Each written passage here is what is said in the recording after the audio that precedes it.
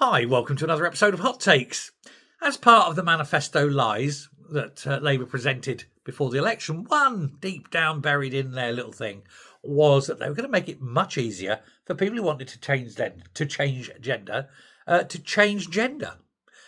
Instead of going up in front of a doctor and a psychiatrist and having a lawyer and all this sort of thing, which let me tell you is very, very desirous.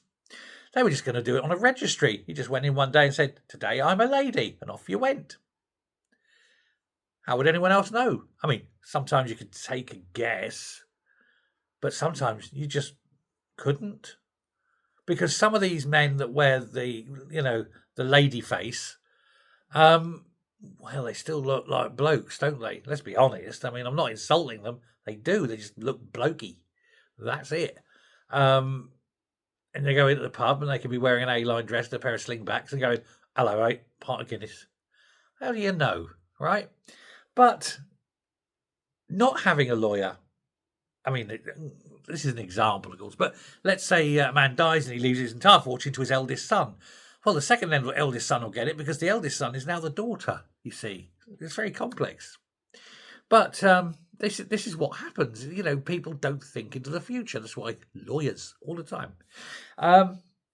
Now, I'm just picking up this subject because that happened to be the subject of the article I'm reading, but actually it applies to every single thing that Labour do, doesn't it? They lied.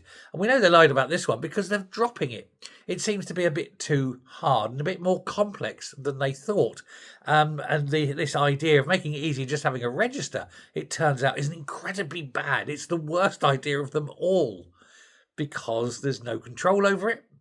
And just because they've written down a name on a piece of paper in an office in, who knows where, back halls of Birmingham or somewhere, they can't then walk into a very exclusive establishment, walk into the ladies' changing room, strip down and expose themselves and expect everyone in there to guess that they're actually ladies and that small thing dangling is in fact their lady penis.